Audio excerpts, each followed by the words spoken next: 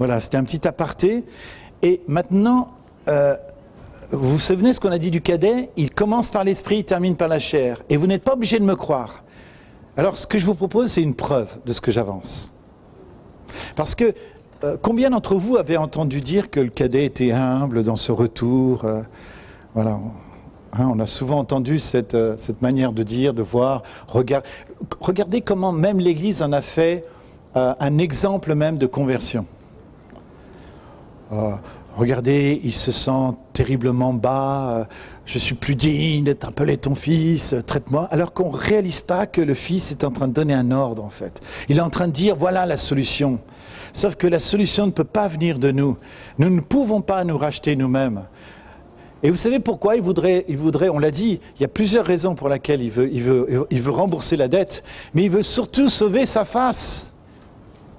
Est-ce que vous réalisez ça, que quand il rentre à la maison du Père, il y a l'aîné qui attend aussi, là. Oh, il n'attend pas son retour, on le verra dans quelques instants. Il n'attend pas du tout le retour de son frère. Hein. D'ailleurs, le retour du cadet est plutôt une mauvaise nouvelle pour l'aîné. Hein. Mais une chose est sûre, c'est que l'aîné, il est certainement dans une attitude de jugement et que le cadet craint. Autrement dit, en revenant et en payant la dette, il a peut-être envie aussi de sauver sa face vis-à-vis de son frère aîné, comprenez?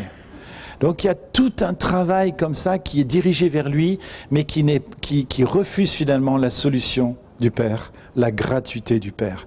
Et regardez comment nous sommes faits comme ça. Nous pouvons très bien aussi, quand l'amour vient, dire non. Vous vous rappelez ? Visité pendant 2 heures par l'amour du Père ici, et moi qui dis stop, arrête Seigneur. Mais je me suis toujours demandé, mais comment on peut dire stop à l'amour? Comment? Comment est-ce possible? Et dans le mouvement de réveil que nous avons connu dans les années 90, quand je l'ai vu de nombreuses fois, des gens sous la présence de Dieu supplier Dieu d'arrêter. Je dis, mais comment on peut être visité à ce point-là par l'amour du Père et ne pas supporter en fait? Vous voyez, on est des sauvages, on a besoin d'être... Et nous en voulons qu'une partie, nous en voulons qu'un petit peu, parce que nous avons peur que nous soyons obligés de donner notre vie, au fond. Et ça nous fait peur, quelque part. Oui, pardon. J'ai un ami qui s'appelle Carlos Payan. Il a été dans une grande conférence en Espagne, il y avait Carlos Anacondia, je crois, ou Claudio Frayson, je ne me rappelle plus lequel des deux. Et Claudio Frayson était sur l'estrade, et Carlos était, mon ami était dans les gradins, et il voit 2 anges à côté de Carlos Frayson. Alors il dit, il faut absolument que je dise à Carlos Frayson qu'il y a des anges à côté de lui, ça va l'encourager.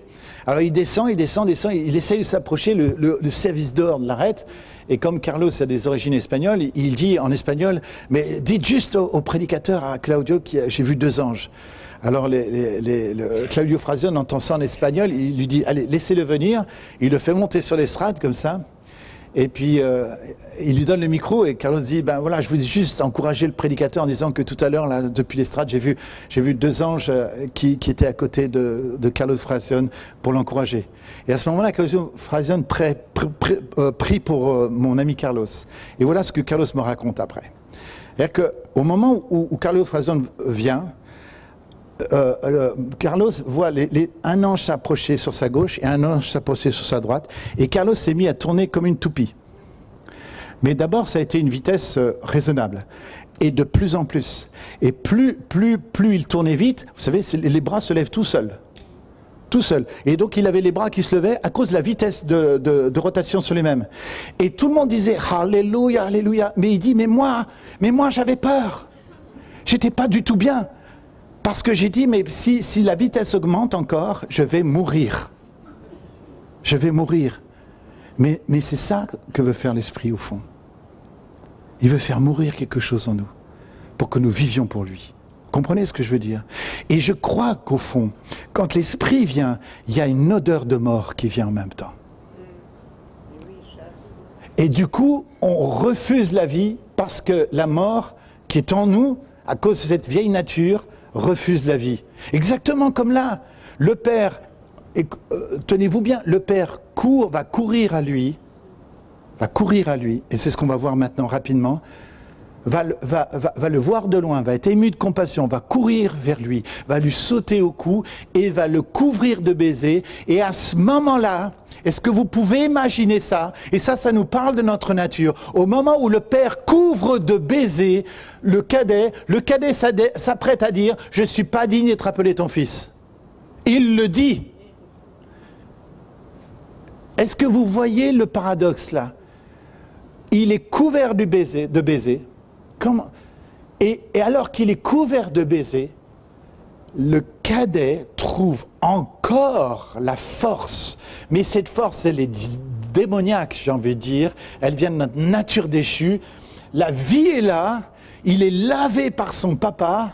Et à ce moment-là, la mort de son ancienne nature essaye, sans qu'elle est en train de perdre, alors elle se rebiffe, elle dit « Je ne suis pas digne d'être appelé ton fils ». Rendez compte, dans les bras du Père, au moment où le Père nous embrasse, nous sommes capables de dire « Je ne suis pas digne d'être appelé ton fils ». Autrement dit, la question, elle est là. Qui met la distance? C'est nous. Et pourquoi nous la mettons? Parce que nous avons peur de l'amour et nous avons peur de la vie. Et nous sommes tellement habitués à la mort que nous préférons embrasser la mort plutôt que d'embrasser la vie. C'est pour cette raison que personne ne peut prendre cette décision à votre place. Mais quand papa vient, court vers toi, te prend dans ses bras et te fait des bisous, il faut craquer. Il faut se donner. Il faut abandonner. Et il ne faut pas donner d'objection. Maintenant, je vous ai dit que je vous donnerai la preuve.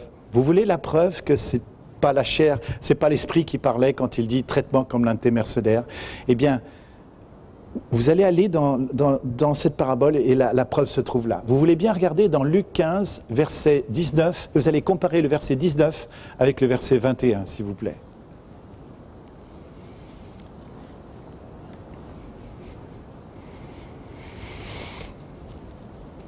Lisez bien les deux versets. Alors, on est d'accord, il va dire deux fois la même chose, mais une fois, il a l'intention de le dire, c'est avant le retour. Nous sommes au verset 19. Et après, nous sommes au verset 21, c'est après le retour. Et là, il est dans les bras du Père. Et j'aimerais que vous compariez ce qu'il avait l'intention de dire avec ce qu'il dit en réalité.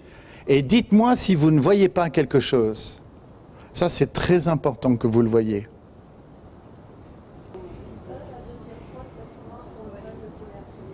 Ah, excellent. Est-ce que vous commencez à voir ça? Vous voyez la deuxième fois? Entre ce qu'il a l'intention de dire, au futur je dirai, etc. Je suis plus digne d'être appelé ton fils, traite-moi comme l'un de tes mercenaires. C'est ce qu'il a l'intention de dire, nous sommes au verset 19. Mais quand on passe au verset 21, qu'est-ce qui se passe? Il dit, je ne suis pas digne d'être appelé ton fils. Et est-ce qu'il dit la suite? Tout d'un coup, il ne le dit pas. Et pourquoi il ne le dit pas? Le Père ne le laisse pas, mais comment il fait le Père? Oui, mais regardez bien la suite. Pourquoi il ne dit pas la suite? Voilà. Ah, alors, la clé est là. Mais le Père dit, apportez vite. Autrement dit, regardez la scène. C'est important que vous le voyez même cinématographiquement.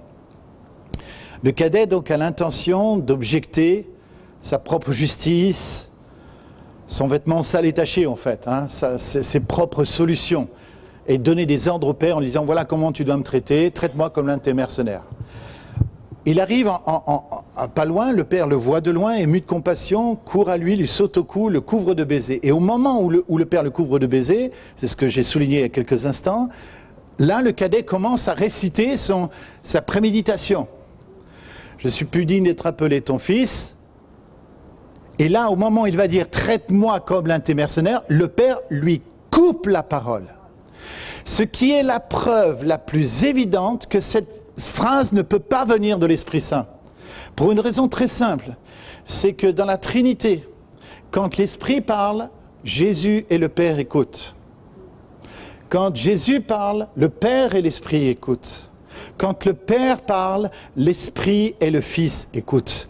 On ne se coupe pas la parole dans la Trinité. Autrement dit, si le père coupe la parole au cadet, c'est pour lui rendre le plus grand service qui soit. C'est-à-dire que c'est pour invalider sa solution. Et regardez comment le père invalide cette solution. C'est juste extraordinaire. Il dit « apportez vite la plus belle robe ». Et qu'est-ce que c'est que cette plus belle robe? C'est la justice du Père. C'est-à-dire les œuvres que Jésus a accomplies pour nous. Vous savez qu'il y a deux sortes de vêtements. On peut porter deux sortes de vêtements. Écoutez bien, soit un vêtement sale et taché, et ça c'est le vêtement de notre propre justice. Ça veut dire quoi en clair? Nos propres justifications, quand le diable vient contre nous nous accuser, nous disons oui mais voilà moi j'ai voulu faire ça, nous nous justifions nous-mêmes, nous cherchons par nous-mêmes à être justes. Et ça ne peut faire qu'un vêtement sale et taché. Et c'est ce genre de vêtement que portaient les scribes et les pharisiens. Et je vous rappelle que c'est ce vêtement aussi que portait Ruben Sayens, cet évangéliste dont je vous ai parlé hier après-midi. Ça, c'est le vêtement sale et taché, dont nous parle Ésaïe. Mais Ésaïe nous parle d'un autre vêtement. C'est la robe de justice, la robe de louange, un esprit de louange au lieu d'un esprit abattu, une robe de justice. Et qu'est-ce que c'est que cette robe de justice? Eh bien, ce sont les œuvres que Jésus a accomplies. Autrement dit, nous ne nous présentons pas avec notre justice, nous nous présentons avec sa justice. Ce qui veut dire qu'en Christ Jésus, non seulement nous sommes pardonnés, mais nous sommes justes. Non pas nous, non pas à cause de nos œuvres, mais à cause de ses œuvres. La robe, c'est sa perfection, son obéissance, sa justice et sa sainteté sur nous. Écrivez-le, s'il vous plaît, quelque part. Cette robe, c'est quatre choses précises. C'est son obéissance qui nous est offerte, sa justice, sa sainteté et sa perfection. Son obéissance, je reprends, sa justice, il est juste et nous sommes justes. Sa sainteté, il est saint, nous sommes saints. Et sa perfection, il est parfait et nous sommes parfaits. C'est ça la plus belle robe. Et vous savez que l'Église, et c'est quelqu'un qui a étudié les réveils, qui a écrit ceci, l'Église s'endort toujours sur cette question de la justice. C'est marrant, l'Église ne perd pas trop de vue l'histoire du pardon, que Christ nous ait pardonné. Mais Christ a fait beaucoup plus que nous pardonner sur la croix. Est-ce que vous réalisez que le Christ a fait beaucoup plus que nous pardonner? Il nous donne sa perfection. Autrement dit, vous avez le droit de vous lever et dire « En toi, Seigneur, je suis parfait ». Vous avez le droit de dire « En Christ, je suis juste ». Ce n'est pas de l'arrogance, c'est juste une déclaration de foi. C'est parce que vous avez revêtu le Christ. La Bible dit, si vous avez passé par les eaux du baptême, vous avez revêtu le Christ. Et vous l'avez revêtu de quatre manières, mes amis. Vous avez revêtu sa sainteté, sa justice, sa perfection et son obéissance. Autrement dit, au moment où je parle, sur vous, sur chacun d'entre nous, il y a ce beau vêtement de justice, de sainteté, d'obéissance et de perfection. Et je voudrais vous montrer quelque chose. J'ai besoin d'un jeune homme. Tiens, viens voir, jeune homme. Viens voir. Viens voir. Et ce qui est important, c'est que vous confessiez ces quatre choses. Je vais vous montrer ce qui se passe si vous essayez de devenir juste. Imagine que je sois la justice et tu veux devenir juste. Donc tu vas venir chercher cette justice. Regardez ce que la justice va faire si vous faites ça. Viens, essaye de me pousser. Regardez ce que je fais. Alors viens chercher la sainteté, vas-y. Viens chercher la perfection, viens. Vous voyez, si vous mettez, écoutez bien, si vous mettez la justice, la sainteté, la perfection et l'obéissance devant vous, elle aura toujours cette tendance à vous dire « mais non, tu n'y arriveras pas, mais non, tu n'y arriveras pas, mais non, tu n'y arriveras pas ». Par contre, si vous mettez la justice, la sainteté, l'obéissance et la perfection derrière vous, en confessant que c'est Christ qui vous l'a donné et que vous l'êtes déjà, alors à ce moment-là, tu vas te reposer sur moi. Vas-y, repose-toi sur moi. Voilà. Et maintenant, tu vas avancer. Marche. Vas-y. Marche en avant, en avant, en avant, en avant. Mais non, non, non. Reviens, tu t'appuies sur moi, tu restes appuyé et tu marches juste en avant. Regardez comme c'est cool.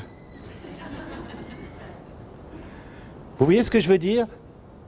Si vous mettez la sainteté, la justice, l'obéissance et la perfection devant vous, elle va vous intimider, elle va vous rejeter. Mais si vous confessez qu'en Christ, vous avez été rendu saint, appuie-toi, juste, parfait et obéissant, il suffit d'avancer, vas-y, par la foi, tout en s'appuyant, voilà, vas-y, tu avances, voilà. Ah, c'est pas facile, hein, ça s'apprend, hein, mais juste un pied devant l'autre, mais tu t'appuies sur moi, voilà, voilà, allez, avance, avance, voilà, c'est ça, voilà. C'est pas facile, hein, mais c'est comme ça, la marche par la foi. Merci mon ami, merci beaucoup. Et donc la plus belle robe, c'est ça. Alors, résumons. Le cadet, lui, il veut ses propres œuvres. Traite-moi comme l'un de tes mercenaires. Lui, pour se faire accepter du Père, il faut donc avoir une mentalité d'esclave. Voilà sa solution. Et au moment où il veut apporter cette solution, le Père lui coupe la parole. Parce que la chair se taise. Il veut faire taire la chair. Et tout de suite, il dit, vite. Ce mot est une parole clé. Vite, vite, vite, vite. Apportez vite la plus belle robe. Vite. Parce qu'il est en train de nous faire un caca religieux. Ça, c'est des choses que j'ai appris à Panassac.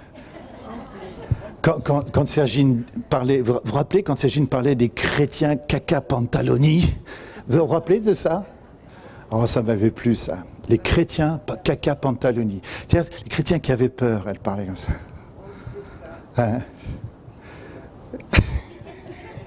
De ceux qui avaient peur. Exactement. Et ce que j'aimais bien avec Sergine, c'est qu'elle n'avait pas sa langue dans sa poche. Elle appelait un chat un chat. Hein? Et moi j'ai appris ça de Sergine, d'appeler les choses par leur nom. Hein? Le Père lui coupe la parole et va dire apportez vite la plus belle robe. S'il y a une plus belle robe, il y en a combien de ces robes? Une seule. Une seule. C'est la justice. C'est pas notre justice, c'est ce que Jésus a fait pour toi. Et je voudrais que vous imaginiez quelque chose comme ça. Il me faudrait juste un... Est-ce que j'ose prendre ton... C'est un foulard, ça, qui est sur le... C'est quoi ça? J'ose prendre ça, voilà. Et on va faire un petit exercice prophétique. Vous voulez bien? Imaginons que ça soit le vêtement sale et taché de ma justice. C'est-à-dire que chaque fois que j'essaye d'être parfait par moi-même, merci bien. Chaque fois que j'essaye d'être saint par moi-même, par mes propres efforts, je me revêts de ma justice.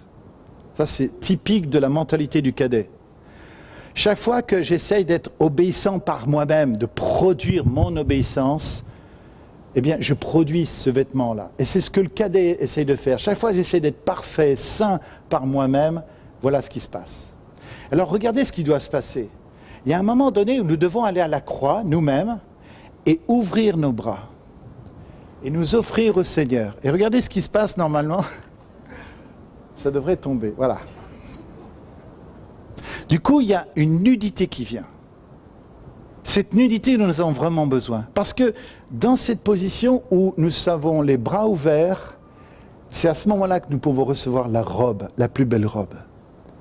Et cette plus belle robe, elle nous est offerte par le Seigneur. Nous ne pouvons pas la revêtir nous-mêmes. Elle nous est donnée. Les anges viennent et nous offrent cette plus belle robe. Et moi, ce que je voudrais vous demander, les amis, c'est qu'on se lève tous quelques instants et on va prier ensemble, on va faire un geste prophétique.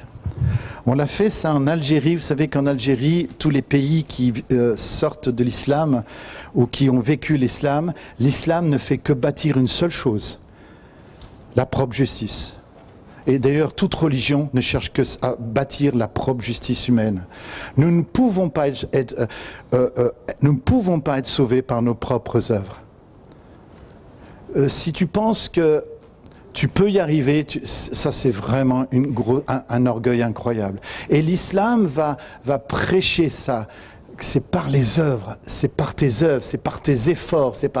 Nous ne pouvons pas. La seule chose que nous pouvons faire, c'est venir, et je vous invite à faire ceci, de réaliser quelques instants, qu'est-ce que c'est que ce vêtement de justice? Chaque fois que tu as essayé de te justifier toi-même, tu as essayé de devenir saint par toi-même, par la volonté, juste par un acte de volonté, par un simple acte de volonté, où chaque fois que tu as essayé d'être parfait par toi-même, tu as recherché la perfection par toi-même, etc. Tu as cherché, eh bien tu t'es revêtu d'un vêtement sale et taché exactement comme le cadet. Et je vais t'inviter maintenant, si tu veux bien, à ouvrir tes bras. Nous allons ouvrir nos bras.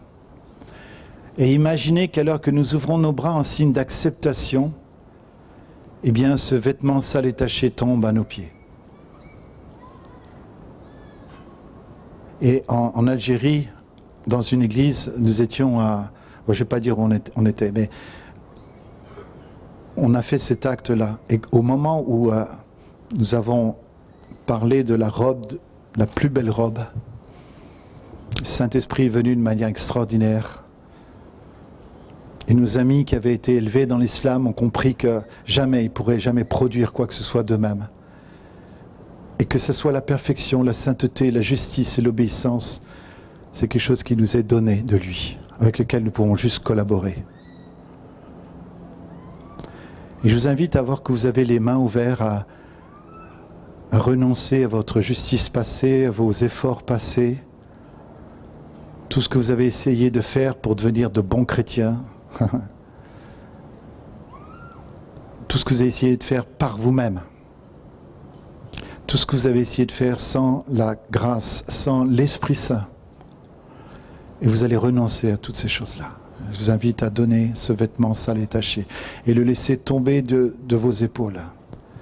Et pendant que vous aurez les bras ouverts, que vous priez ainsi et que vous parlez au Père simplement, en disant « Mais je ressemble tellement à ce cadet finalement. Touché par l'amour, je suis venu à toi, mais je suis venu avec mes propres idées. Touché par l'amour, je suis venu, mais je suis venu avec mes propres solutions. J'ai été attiré par toi, je suis rentré en moi-même, j'ai vu ta bonté, je suis venu à toi, mais j'ai apporté mes propres solutions. Et aujourd'hui, je refuse mes propres solutions. J'accepte de perdre ma face. Et le Seigneur dit à ceux qui accepteront de perdre leur face aujourd'hui, si tu acceptes de perdre ta face, tu retrouveras la mienne. Mais ceux qui cherchent à sauver leur face, ils perdent la mienne. Accepte de perdre ta face. Accepte de venir humblement devant moi. Accepte de dire que tu n'as pas de solution, toi, et que la solution, c'est moi qui l'ai. Et je m'attends à ce que les anges viennent vous revêtir de la robe de justice, la plus belle robe. Et alors que vous renoncez à ce vêtement sale et taché, recevez la plus belle robe. Recevez les bisous de papa qui est en train de, avant de vous revêtir de la plus belle robe, il vous couvre de baisers. C'est l'affection de papa qui vous lave en fait, littéralement. On verra ça demain matin, mais les bisous de papa, c'est ce qui nous lave. Sa tendresse, son amour nous lave. Parce qu'il ne va pas mettre la plus belle robe sur une personne qui n'aura pas été lavée par l'amour. Alors il couvre de baisers nos vies. Et ensuite il nous donne cette plus belle robe. Il donne un ordre à ses serviteurs. Et nous savons qui sont ces serviteurs. Ceux qui doivent servir, ceux qui doivent hériter du salut. C'est pour ça que je parle d'anges. Que les serviteurs du Seigneur viennent maintenant. Les serviteurs du Père viennent maintenant. Et que vous receviez une révélation que non seulement vous êtes pardonnés, mais vous êtes rendus saints. Vous l'êtes déjà. Que vous êtes parfait, vous l'êtes déjà, que vous pouvez vous appuyer sur cette perfection et que vous êtes juste. Et s'il y en a qui se sentent Faites-le dans la foi, il n'y a aucune arrogance, il faut beaucoup d'humilité pour dire « je suis juste ». Faites une proclamation de foi. Dites-le en Christ Jésus, je suis juste. En Christ Jésus, je suis saint. En Christ Jésus, je suis rendu obéissant. Et en Christ Jésus, je suis parfait. Alléluia. Alléluia. C'est comme dans Zacharie chapitre 3, où le grand sacrificateur était vêtu de vêtements sales et tachés. Et tout d'un coup, les anges viennent lui mettre une robe, une nouvelle robe, un nouveau turban. Et il y a un avant et un après. Et c'est ça qui a amené Ruben Sayens à connaître sa deuxième conversion. Et de recevoir la grâce entière. Cette grâce entière, c'est quand on réalise que nous ne sommes pas seulement pardonnés, mais nous recevons le statut même du Christ.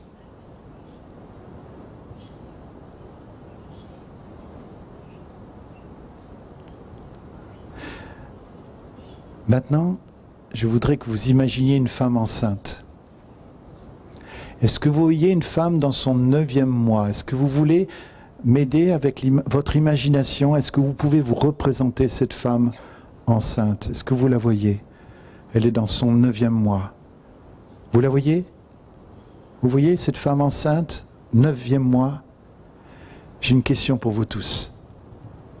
Est-ce qu'elle est mère? Il y a 2 réponses possibles. Elle est mère déjà, mais elle ne l'est pas encore en même temps. Eh bien, tout ce dont je viens de vous parler parle du déjà et du pas encore. Vous êtes saint déjà. Maintenant, il va falloir mettre cette sainteté au monde. Vous comprenez? Vous n'allez pas créer la sainteté, vous n'allez pas œuvrer pour la sainteté. Vous êtes déjà saint. Et ce que le Seigneur veut que vous sachiez, c'est que parce que vous l'êtes déjà, alors vous pouvez mettre cette sainteté au monde. Vous êtes déjà saint et pas encore. Comme la mère est enceinte, elle n'a pas encore donné naissance. Vous êtes donc parfait et pas encore. La perfection est en vous, mais vous pouvez mettre encore cette perfection au monde. Vous êtes juste et vous l'avez proclamé avec exactitude et avec foi. Personne ne s'est trompé. Vous êtes déjà juste, mais pas encore. Vous l'êtes déjà, mais il faut mettre cette justice maintenant au monde. Et puis, vous êtes parfait et pas encore. C'est ça le royaume de Dieu, il est semblable à cette femme enceinte qui est dans son 9e mois. Elle est mère et pas encore. Amen. Je vous invite à vous rasseoir. Alléluia.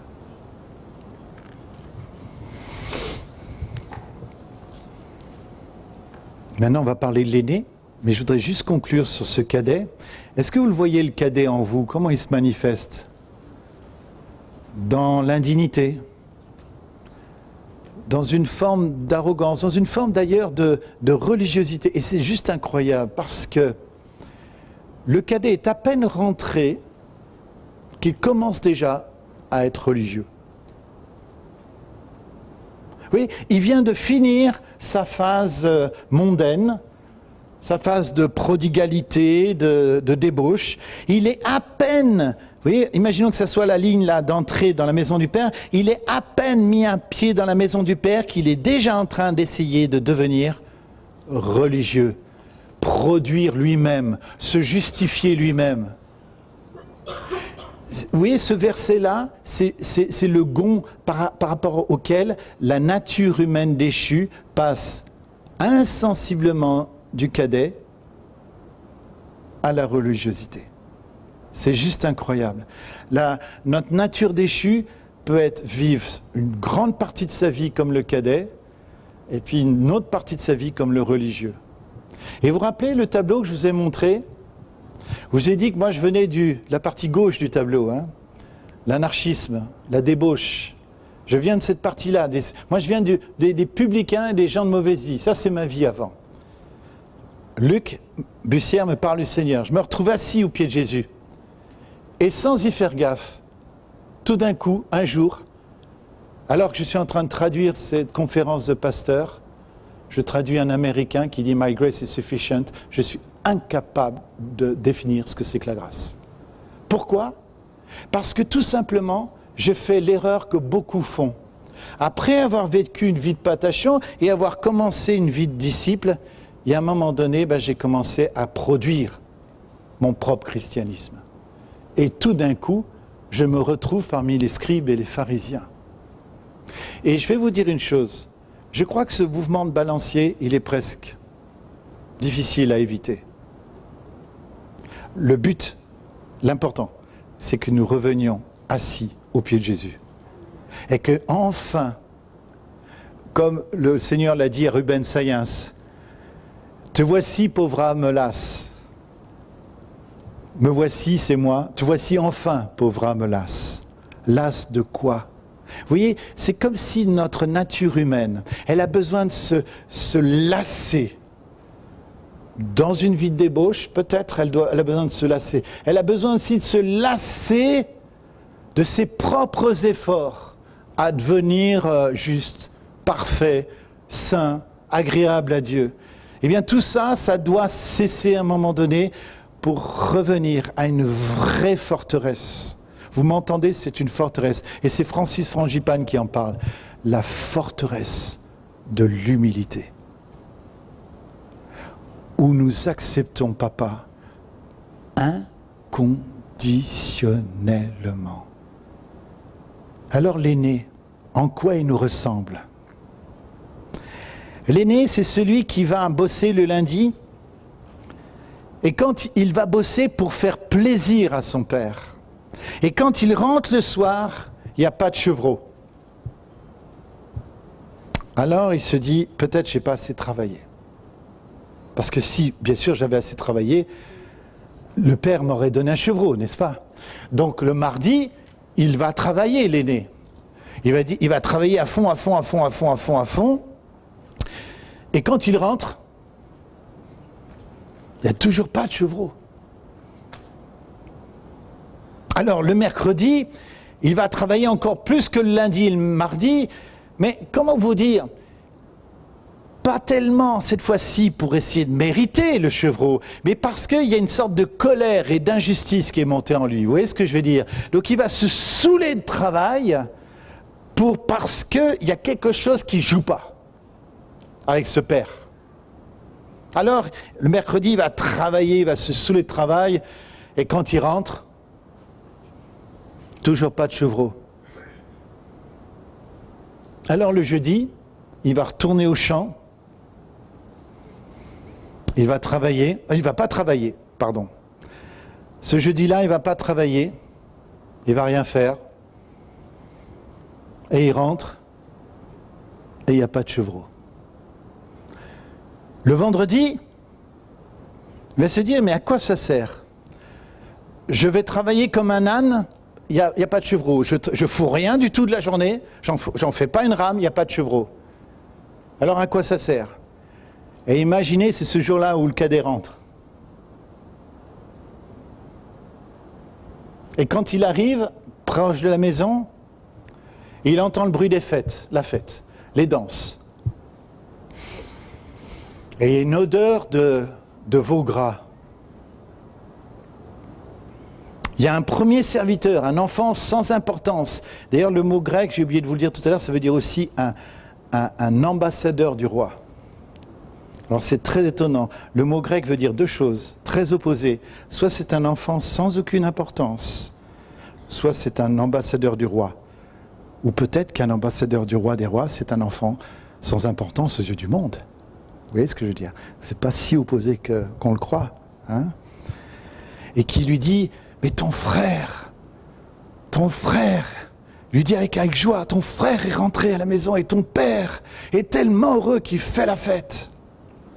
Et cette nouvelle-là ne sonne pas juste aux oreilles de l'aîné.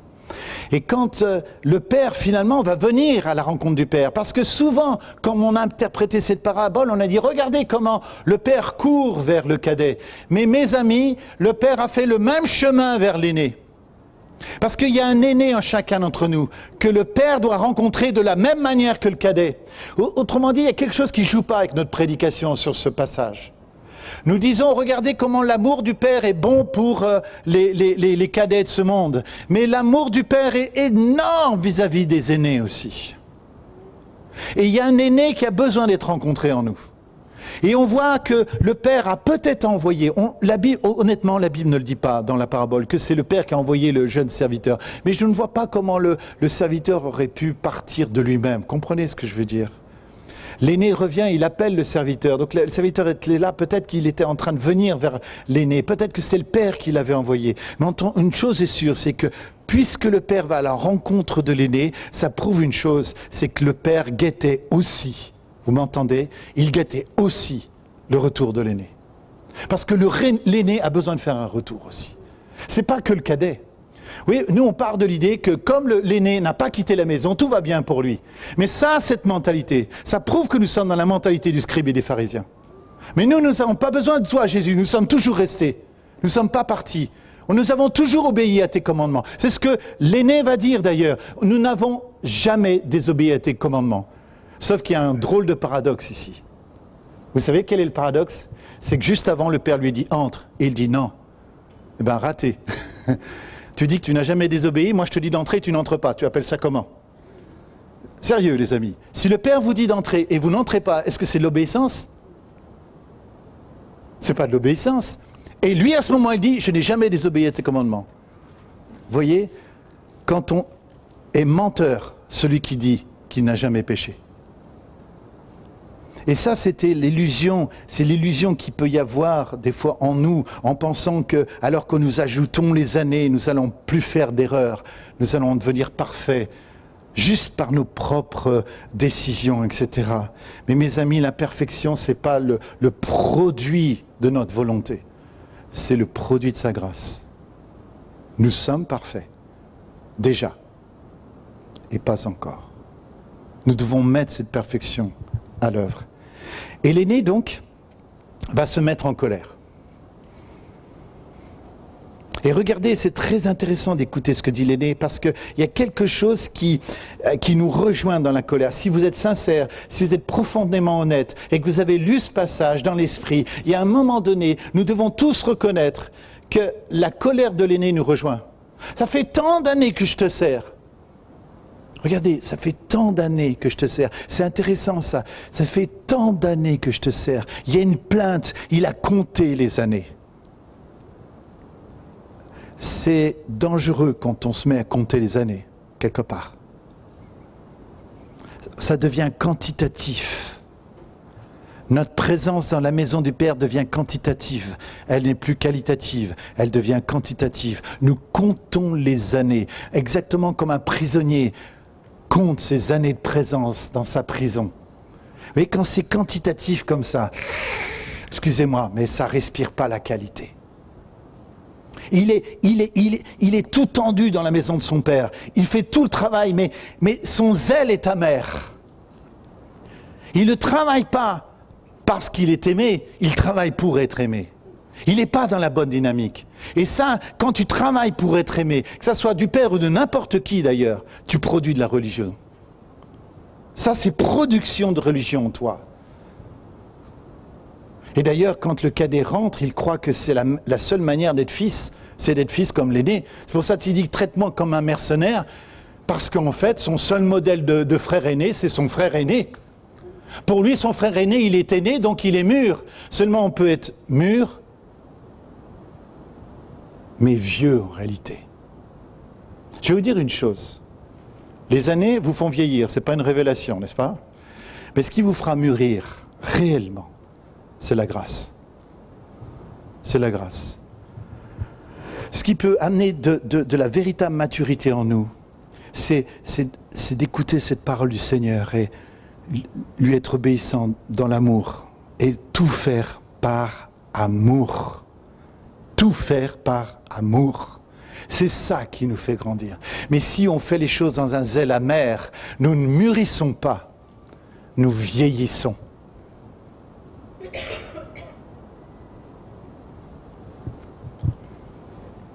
Oh, j'en parle savamment de l'aîné. Vous savez où je l'ai vu, l'aîné? Là. Exactement là. Je ne suis pas un grand psychologue, il suffit de laisser l'Écriture vous lire. Vous comprenez ce que je veux dire? J'ai laissé ce passage me lire. Et au lieu de toiser l'aîné, vous comprenez, à un moment donné, j'ai laissé cette parole de l'aîné, j'ai essayé cette colère et l'entendre en moi. Et je me suis rendu compte qu'elle était en moi, cette colère. Mais Seigneur, mais ça fait tant de temps, mais pourquoi je ne vois pas encore cela? C'est jamais arrivé à quelqu'un de dire ça ici, de se plaindre? Vous voyez, cette colère, elle nous rejoint. Mais c'est l'aîné en nous, le scribe et le pharisien qui est en nous. Et là, le Père... Tu m'as jamais donné un seul chevreau. Mais quant à celui-là, vous vous rappelez cette parole de mépris, celui-là, ton fils, oui, pas mon frère, ton fils, celui-là, ton fils. Alors lui, il peut aller avec les prostituées. Tiens, question intéressante, juste au passage. Excuse-moi l'aîné, juste une petite question. Comment tu sais qu'il a été avec les prostituées? Juste parce que si vous regardez bien comment Jésus raconte la parabole, parce que c'est Jésus qui parle la parabole, qui la raconte. Jésus dit, et le fils cadet partit dans une terre lointaine, vivant dans la débauche. Et si vous faites un peu de français et vous cherchez le mot débauche, c'est un terme négatif, j'en conviens absolument, c'est négatif. Il a vécu dans la négativité. Mais quel genre de négativité? Personne ne le sait. Sauf une personne le sait. L'aîné. Alors lui, il a l'air de le savoir. Tiens. Ça, c'est intéressant. Dis-nous, l'aîné, comment tu sais qu'il a été avec les prostituées?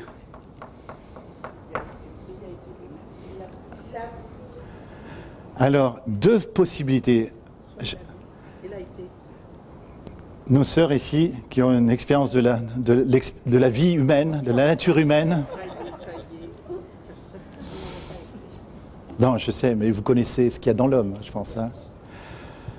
Elles disent, et je crois que je suis d'accord avec vous, il y a deux possibilités. Soit, première possibilité, lui, c'est là, il a été avec les prostituées. Et je vais vous dire pourquoi ça a du sens. Ou alors, il s'est dit, si moi j'avais été dans un pays lointain, c'est ce que j'aurais fait. Et c'est là où je voudrais vous parler quelques petits instants des Coptes, l'église copte. L'église copte, ce sont les successeurs, ce sont les dignes successeurs de ce qu'on appelle les pères du désert. Qui étaient les pères du désert? C'était des gens qui prenaient 12 disciples et ils passaient leur vie avec 12 disciples, c'était le G12 avant l'heure, quoi. Ils passaient leur vie avec 12 disciples et ils faisaient 12 disciples de Jésus-Christ. Et on raconte un jour qu'un des disciples d'un copte, d'un rabbi, d'un rabouni, quoi, vient voir le disciple, vient voir son rabbi, il lui dit Rabbi, s'il te plaît, dis-moi, qu'est-ce que je dois faire quand je vois mon frère pécher? Et le rabbi lui dit, repens-toi. Alors, le disciple dit, non, excusez-moi, Rabbi, Père, vous n'avez pas compris ce que je voulais dire. Qu'est-ce que moi je dois faire quand mon frère pêche? Et le Père, avec une régularité horlogère, lui dit, repens-toi. Alors, le disciple dit, mais non, c'est pas du tout ça. C'est qu'est-ce que moi je dois faire quand mon frère pêche? Et le Père dit, repens-toi. Et alors le disciple, il n'en peut plus, il dit, mais écoutez, Père, est-ce que vous avez vraiment compris ma question? Je dis, je l'ai très très bien compris, ta question. Alors pourquoi dites-vous que je dois me repentir? Et écoutez bien la réponse. Le Père répond et dit, tu ne pourrais pas voir le péché qui est dans ton frère s'il était premièrement en toi-même. C'est pour cette raison que je t'ai demandé de te repentir. D'ailleurs, ça marche dans les deux sens. On va prendre un exemple. Je vais vous montrer comment marchent les Coptes. Ce sont cette église extraordinaire qui a résisté à l'islamisation de l'Europe, de l'Afrique du Nord, pardon, qui a résisté à l'islamisation. Ils payent un grand prix, parce que depuis que l'islam est rentré en Afrique du Nord, ils payent la dîme à l'islam pour pouvoir se maintenir. C'est incroyable, cette injustice. Depuis des siècles, ils sont obligés de donner de l'argent à l'islam pour juste avoir le droit d'exister en tant que Coptes et chrétiens en Égypte. Quand vous faites une conférence là-bas, vous devez payer un impôt à l'islam avant de faire une conférence chrétienne. Mais ils n'ont pas fléchi le genou, contrairement au Maroc et à l'Algérie, qui à cause de leur division interne dans l'église, ont fléchi le genou et du coup, ils se sont fait islamiser. Mais l'église copte, celle qui se réunit notamment dans les rochers, dans les trous des rochers au Caire, là-bas, c'est une église très très puissante. Je vais vous dire que ça marche dans les deux sens. Par exemple, je vais demander à les 4 personnes de me faire un compliment à moi. Vous allez voir comment un copte répondra et vous allez comprendre ce que je vais vous dire après. Mais faites-moi un compliment, non pas seulement en apparence, mais sur qui je suis. Vous êtes prêts ? Allez, il m'en faut juste 4 personnes. Allez, dites-moi un compliment, mais sincère, hein. Faut que ce soit profondément sincère. Il vaut mieux ne rien dire que d'inventer un truc, d'accord? On y va? Tu y vas? Je te fais comprendre. Donc tu parles très bien, il faut que je me souvienne, tu parles très bien, tu te fais comprendre. Ok, quelqu'un d'autre? Tu es bonnard. Hein?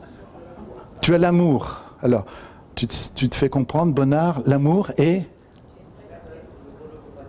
Pardon? De compatissant, c'est ça? Ah, de bonne compagnie, super. Et la sœur, alors, du coup, tu as levé la main? Oui, j'allais dire très ouvert, accessible. Accessible, ok, super. Alors, vous savez comment répondrait un copte à ça? Il dirait « Shukran bzef, arti, shukran ». Merci d'avoir vu ma capacité à expliquer. Mais tu sais, tu as pu voir cette capacité à expliquer en moi que parce qu'elle est déjà en toi. Merci. Parce que tu n'aurais pas vu cette capacité à expliquer en moi si elle n'était pas déjà en toi. Merci Sergine d'avoir vu ce côté bonnard. Je ne sais pas ce qu'elle met exactement derrière, Sergine. Mais tu n'aurais pas pu voir ce côté bonnard en moi, Sergine, s'il n'était pas déjà en toi, Sergine. Et c'est à cause de ta bonnardise que tu as vu que j'étais bonnard.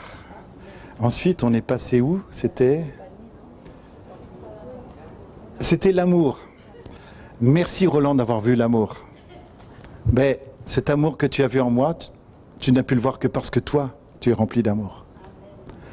Merci d'avoir vu que j'étais une personne de bonne compagnie, mais parce que toi, tu es déjà une personne de bonne compagnie. Donc tu as vu que j'étais une personne de bonne compagnie pour toi. Et toi, tu as dit quoi déjà? Accessible. Merci d'avoir vu l'accessibilité en moi. Mais du coup, parce que tu as vu l'accessibilité, c'est parce que toi, tu es accessible. Tout simplement, sinon tu ne l'aurais pas vu. Hein? Alors quelqu'un va me dire, oui, mais on peut aussi voir chez quelqu'un quelque chose qu'on aimerait avoir. Alors je vais vous dire une chose. Si vous voyez en moi quelque chose que vous auriez aimé avoir, c'est que vous avez déjà la semence de cette chose en vous. Un jour, un frère en Christ me dit « Pierre, tu manques d'amour ». Alors je l'ai regardé, je lui ai dit « Tu as sûrement raison ».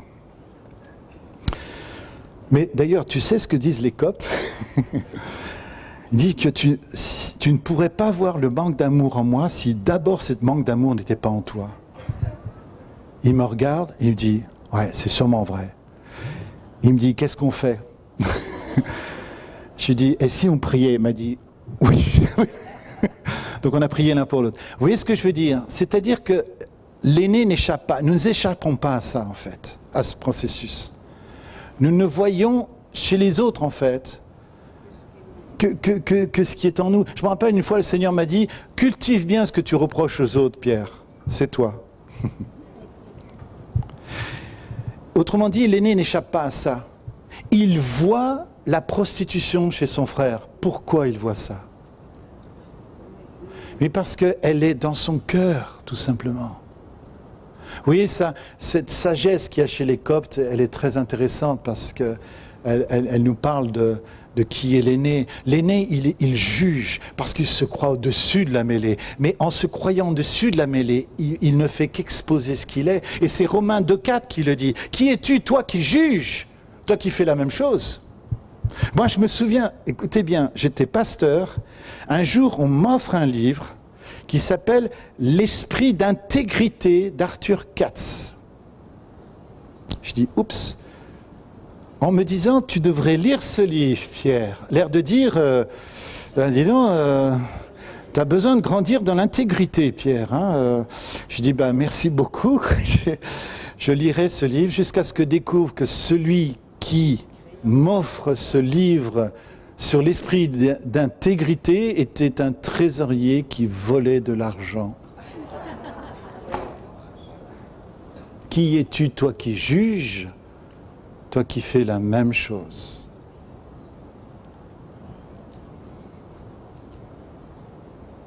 Nous croyons qu'en jugeant, nous parlons de l'autre. Faites attention, nous nous projetons nous-mêmes, la plupart du temps.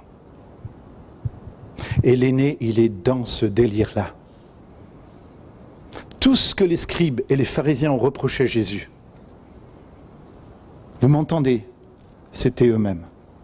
C'était juste la projection d'eux-mêmes. Et l'aîné, il est comme ça. Nous sommes comme ça. Nous pouvons être comme ça. Et l'aîné va faire... Et c'est là où je veux en venir. L'aîné, le père va tout d'un coup répondre une phrase que je voudrais que vous entendiez tous. Une phrase qui est tellement pleine d'amour, et je voudrais que vous l'entendiez. C'est Luc 15, 31 qui le dit. « Mon enfant ». Rendez compte, le père va parler à celui qui dit « ce fils de toi, là, quant à celui-ci, ton fils ». Et le père, je vous rappelle, mais celui-ci, ton frère. Hein, vous vous rappelez hein, cette recyclage de la haine en amour. Hein. Le père va lui dire « mon enfant ». Il va lui parler dans l'inclusion de manière extraordinaire. Tu es toujours avec moi. Et tout ce qui est à moi est à toi. Waouh! Imaginez ce que le Seigneur nous dit au travers de ce passage. C'est un des passages les plus puissants. D'ailleurs, c'est un passage d'alliance. Il y a un couple ici, il est là, ce couple. Mon frère, tu t'appelles comment, toi? Michel. Michel, tu vas dire à ta bien-aimée, elle s'appelle comment? Marianne? Marie-Anne. Marie-Anne, tu es toujours avec moi et tout ce qui est à moi est à toi. Tu réfléchis bien à me le dire parce que c'est important. T'es toujours d'accord? T'es toujours d'accord? Bon, ok, alors on y va, vas-y. Tu es toujours avec moi. Voilà. Voilà. Et alors ça, j'ai beaucoup aimé la réponse. Merci. Alors ça, c'est ce que j'appelle une réponse postmoderne. C'est typique de la réponse postmoderne. C'est oh cool, merci, donne-moi un chéquier. Sauf que pour qu'il y ait alliance, pour que l'alliance soit complète, qu'est-ce que tu dois répondre à ton mari? Voilà. Amen. Alléluia. Maintenant que le mari embrasse sa femme. Ouais. Et tous ensemble on fait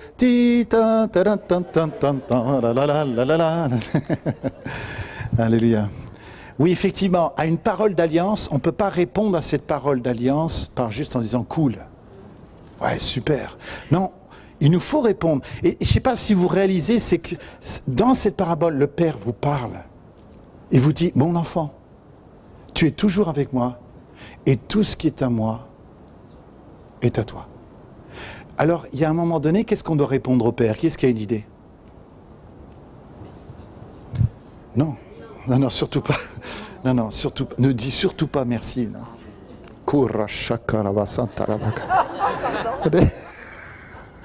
Elle a tout compris, la sœur. Non, non. Qu'est-ce qui va dire, souffler la bonne réponse? Voilà. Et je pense qu'on devrait dire quelque chose de style, papa, je veux toujours aussi être avec toi. Et je ne suis pas souvent avec toi, mais je voudrais aussi demeurer dans la maison de l'Éternel pour de longs jours. Rappelez le psaume de David, psaume 27 je crois. Et moi j'habiterai dans la maison de l'Éternel pour de longs jours. J'aimerais habiter dans la maison de l'Éternel pour de longs jours. Et tout ce qui est à moi est à toi. Et à ce moment-là, vous voyez, c'est comme si vous entrez pleinement dans l'alliance. Je ne dis pas que vous ne l'êtes pas, mais c'est une manière de, par la foi, de poser cette alliance. Et là, vous êtes vraiment dans une vraie relation. Et c'est ce qui vous permet d'éviter d'être dans la mentalité de l'aîné. Parce que la mentalité de l'aîné, maintenant il faut qu'on conclue sur cette mentalité de l'aîné. La mentalité de l'aîné en nous, c'est celui qui, alors qu'il a tout, vit comme un mendiant. Oh, tu m'as jamais donné un chevreau. Alors qu'il a tout. Et vous voulez une preuve de ce que j'avance? Parce que, honnêtement, si on entend l'aîné, sa colère nous rejoint. On dit, bah, c'est vrai, il était en dehors, il a pas reçu le veau gras, lui, et puis il se plaint de ne pas avoir de chevreau, donc le père ne lui a pas donné de chevreau. Mais finalement, qu'est-ce que ça veut dire, la réponse du père? Qu'est-ce que le père est en train de lui dire? Quel est l'enseignement qu'on doit retirer de cette parabole? Qu'est-ce que Jésus dit d'abord aux scribes, aux pharisiens, que nous devons entendre, nous?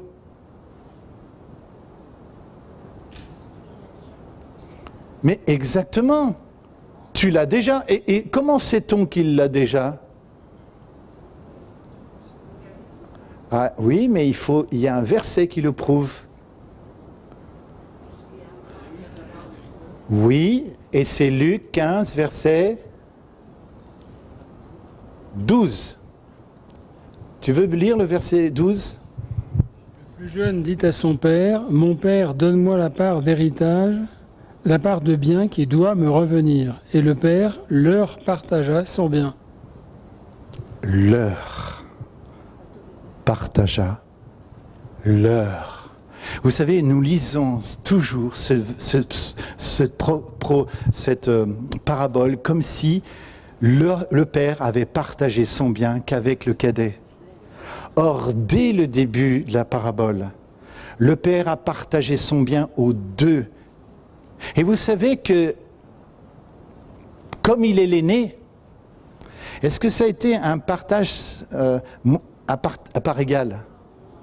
Non? Il a la double portion. Autrement dit, nous entendons le cri d'injustice de l'aîné. Ce sentiment d'injustice nous remplit aussi. On se dit, mais moi, des fois, je ressens ça avec le Seigneur, ce sentiment d'injustice. Mais finalement, ce sentiment d'injustice, c'est le sentiment de l'aîné, parce qu'en fait, l'aîné clame l'injustice, alors que c'est lui qui est injuste. Encore une fois, c'est comme les prostituées.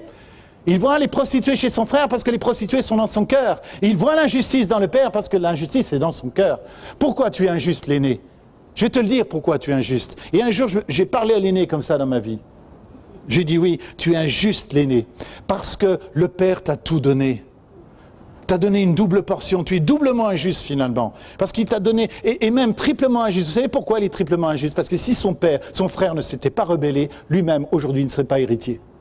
Parce que selon la loi juive, il aurait dû attendre que son père soit héritier. Autrement dit, il est triplement injuste. Parce que l'obéissance du cadet s'est produite, l'aîné donc a pu aussi rentrer et bénéficier de l'héritage. Et non seulement il n'a pas eu une seule part de l'héritage, il a eu la double portion de l'héritage. Donc vous voyez, il est dans la justice. Alors, qui est l'aîné en nous? C'est celui qui en nous se plaint, qui est toujours dans la mendicité, qui est toujours en train de dire « mais moi j'ai pas reçu ça », qui se compare, gna gna gna gna, les uns aux autres, qui rentre dans une jalousie, qui n'est pas content de voir son frère rentrer dans la vie, alors qu'en réalité il est propriétaire de tout. Autrement dit, revenons au début, quand l'aîné vient rentre le lundi soir au boulot et qu'il n'y a pas de chevreau. Il n'y a pas de chevreau à cause de qui? De lui. Parce que s'il a déjà hérité les chevreaux, ils sont en train de bêler autour de lui. Vous comprenez ce que je veux dire? Il passe devant les chevreaux, il regarde les chevreaux et dit Ouais, ben c'est pas encore aujourd'hui que j'en aurai un. Mais pourquoi tu n'en aurais pas un aujourd'hui? C'est à toi. Et vous savez, ça a bouleversé ma vie de prière. Hein. C'est là que je me suis rendu compte que je priais comme un mendiant. Alors, attention. Dans l'idée de prière, il y a quand même l'idée de mendicité quelque part. Mais attention, la mendicité, c'est pour ceux qui sont dehors du royaume. Il y a des gens qui ne sont pas dans le royaume de Dieu et qui prient et que Dieu exauce. Ça s'appelle la mendicité. Mais pour nous qui sommes dans le royaume, nous ne pouvons plus prier comme des mendiants. Exactement comme Jésus, Père, je te remercie de ce que tu m'as déjà exaucé. Regarde Pierre et Jean à la porte du temple. Il y a un mendiant qui mendie de l'or et de l'argent. Qu'est-ce que répondent Pierre et Jean? Mais ce que j'ai, la clé elle est là, mais ce que j'ai. Vous savez, quand Pierre et Jean ont parlé ce jour-là, ce n'est pas l'aîné qui a parlé en eux. C'est vraiment l'Esprit Saint. C'est-à-dire que ces gens sont dépouillés peut-être d'or et d'argent, mais ils ont quelque chose. Autrement dit, comment vous dire, pour vous aider à comprendre, voilà comment je vois les choses. Je vois la maison du Père comme étant un endroit où effectivement il y avait des veaux à l'engrais, et d'ailleurs quand le Père va offrir un veau, c'est exactement le même animal qu'Abraham a donné aux 3 anges. Donc ça c'est un signe d'hospitalité juste incroyable. Mais il y a aussi des chevreaux dans la maison du Père. Qu'est-ce que c'est que les chevreaux? D'ailleurs, il y a 3 animaux dans cette parabole. Vous n'avez pas remarqué? Il y a les porcs, que le cadet ne touche pas. Ensuite, il y a le veau gras, qui est le signe de l'hospitalité du Père. Il donne ce qu'il a de mieux. Et d'ailleurs, chose incroyable, le veau gras était juste prêt. Vous savez que j'ai demandé à un boucher ça.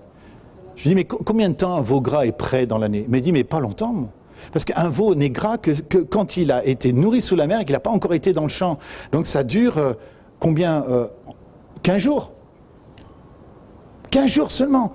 Et chose incroyable, le cadet est revenu, juste dans ces 15 jours-là, le veau gras était prêt. Vous voyez, comme quoi il y a une préconnaissance du Père.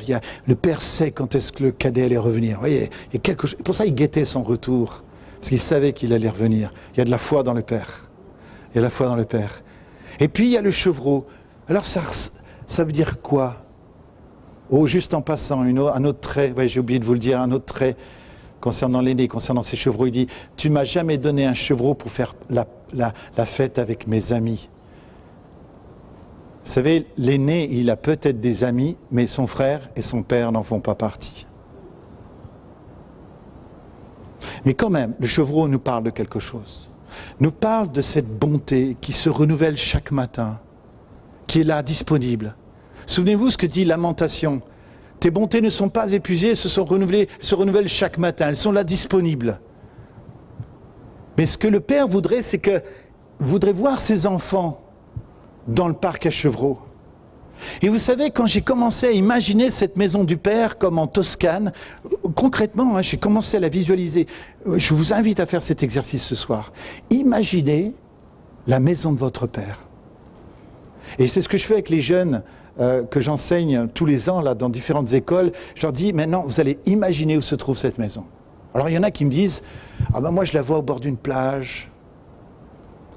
Il y en a qui la voient dans les montagnes, il y en a qui la voient sur une île, il y en a qui la voient dans les fjords de Norvège. Enfin, vraiment, l'imagination humaine est incroyable. Et je dis surtout que cette maison, vous devez la voir très très grande. Et quand j'ai commencé à imaginer la maison de mon père, je vous ai dit, j'ai commencé à voir cette maison en Toscane, parce qu'il y avait une image de Toscane qui m'avait tellement impressionné. C'est une montagne, il y a un petit mont comme ça, avec des vignes tout autour, puis il y avait une grosse maison villageoise, enfin campagnarde au-dessus, comme ça, avec quelques lumières. C'était magnifique cette image. D'ailleurs, je crois qu'elle sert d'image pour faire de la pub pour la Toscane, d'ailleurs. Si vous voyez une pub sur la Toscane, vous la verrez. Et puis d'un coup, je me suis imaginé qu'il y avait des champs avec plein de chevreaux. Et chaque chevreau, je me suis dit, ça c'est l'exaucement de ma prière. Chaque chevreau. Alors, 2 attitudes. Soit tu vas devant la maison, tu dis, Père, au nom de Jésus, s'il te plaît, est-ce que tu peux me donner un chevreau? Et le Père va sortir sur sa belle terrasse. Ah, je suis content de te voir. Mais ces chevreaux, juste, ils sont à toi. Pourquoi tu me demandes ce qui t'appartient déjà? Et c'est là que j'ai vu que j'avais grandi avec une mentalité de mendiant. Et que c'est tellement facile. Au Mali, je donnais cet exemple et il y avait quelqu'un qui... J'ai dit, je vais vous donner un exemple de comment on pourrait prier, par exemple. Pour la guérison. Je dis, alors, des fois, je fais des trucs comme ça, je prémédite absolument pas, je suis un gaffeur fini, moi. Je dis, est-ce qu'il y a quelqu'un, par exemple, qui a mal, là, par exemple? Et il y a une main qui se lève comme ça, il dit, je dois avoir une opération de la mâchoire, j'ai mal, là. Je dis, ben, viens de voir. Et franchement, je veux juste prendre un exemple, mais complètement rhétorique, c'est-à-dire que je veux juste montrer comment on pourrait prier, mais j'ai pas du tout l'intention de, vous voyez, je veux dire, d'exercer le mystère guérison, honnêtement. Hein. Et le gars vient devant, et je dis, vous voyez, on peut prier comme un mendiant avec ce gars, en disant, on met ses mains autour de lui, et on dit, Seigneur, s'il te plaît, guéris ce gars. Donc là, on a mendié. Et je dis pas que le Seigneur ne peut pas répondre à cette prière-là. Hein. Attention, hein, je suis pas en train de mépriser ce genre de prière.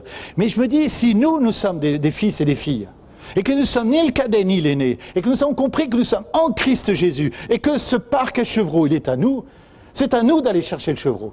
Autrement dit, avant d'aller prier pour le gars, avant d'ouvrir vos mains, il faut que vous les remplissiez vos mains. Je n'ai ni argent ni or, mais ce que j'ai, je te le donne. Il faut donc qu'on ait quelque chose. Autrement dit, ça veut dire quoi? On va dans le champ, près de la maison de Toscane, et là il y a plein de chevreaux. On cherche le chevreau qui s'appelle mâchoire ou dent abîmée, et on lui court après et on le chope. On le ramène contre soi, dans ses mains, comme ça. Et quand on arrive vers le gars, au lieu de mendier, on dit, tu sais, moi je sais pas guérir, moi. Mais au nom de Jésus, ce que j'ai, je te le donne. Et puis le gars est allé s'asseoir comme ça. Et puis on termine la réunion et le gars se met à crier au fond. Il dit, je suis guéri, je suis guéri, je suis guéri. Le Seigneur a donné le signe, comme ça en direct, c'était magnifique. Mais vous voyez, je me dis, mais c'est ça le défi en fait. Et pourquoi le Seigneur cherche pourquoi ce message du Père est tellement important? Parce que si nous prêchons ce message du Père, nous allons voir plus de fils et de filles se lever.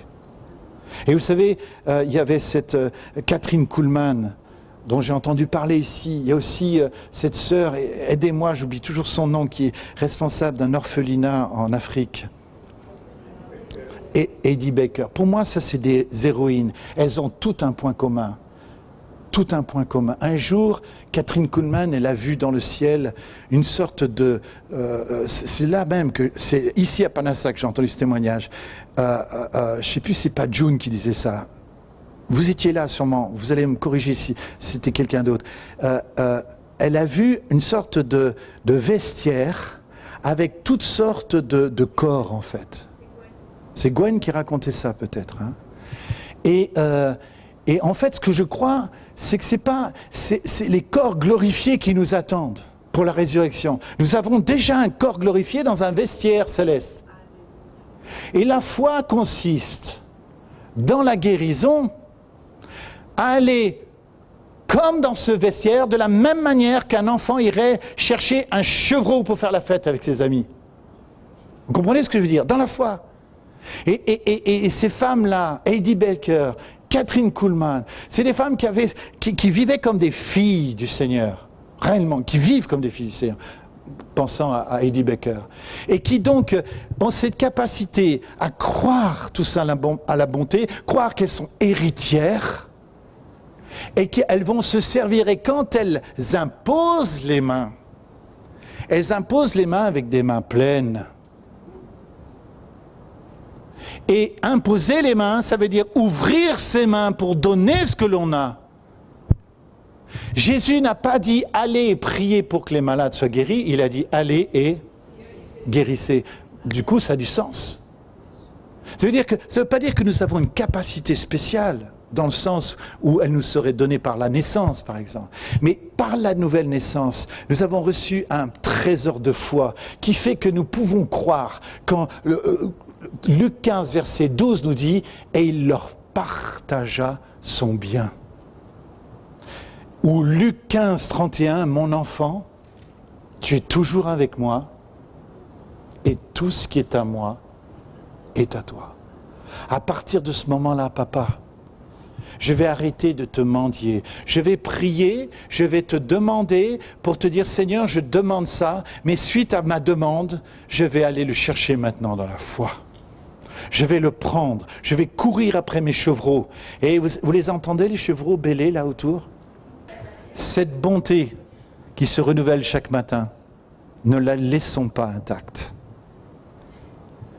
Et vous savez, la première fois que j'ai fait ça, j'ai eu comme une vision. Je ne veux pas dire que je l'ai vu en direct, mais quand j'ai commencé à prier comme ça, c'est comme si je voyais le Père qui venait sur la terrasse et qui me regardait et qui me disait « Te voilà enfin, Pierre ».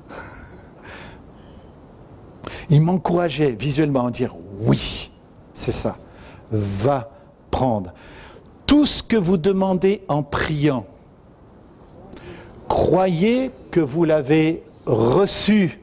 C'est passé donc. Croyez donc à Luc 15, verset 12. Et il leur partagea son bien. Et croyez à Luc 15, verset 31. Mon enfant, tout ce qui est à moi est à toi. Croyez que vous l'avez reçu et vous le verrez s'accomplir. Là, nous sommes dans la prière des fils et des filles dans le royaume de Dieu. C'est pour cette raison que je vous invite à amener le cadet avec son indignité, son esprit d'orphelinat. Amenez-le à la croix. Amenez l'aîné qui est en vous. Faites ce travail sur vous. Je ne peux pas le faire à votre place. Moi, je vous ai dévoilé ces deux gars. Maintenant, votre travail commence. Amenez-les à la croix. Faites de la place pour le Père. Je vous l'ai dit, plus de toi, Père, ça veut dire moins de nous. Moins du cadet, dans son indignité. Moins de l'aîné, dans sa mendicité. Le cadet, il avait tout, et il a tout dilapidé. L'aîné, il a tout, mais il ne s'en sert pas. Ça, c'est deux manières d'être pauvre. Ça, c'est deux manières d'être pauvre. Et vous n'avez pas été appelé à cette pauvreté-là. Si vous avez tout, vous dilapidez tout, vous êtes pauvre. Si vous avez tout et vous ne faites rien avec ce que vous avez, vous êtes pauvre.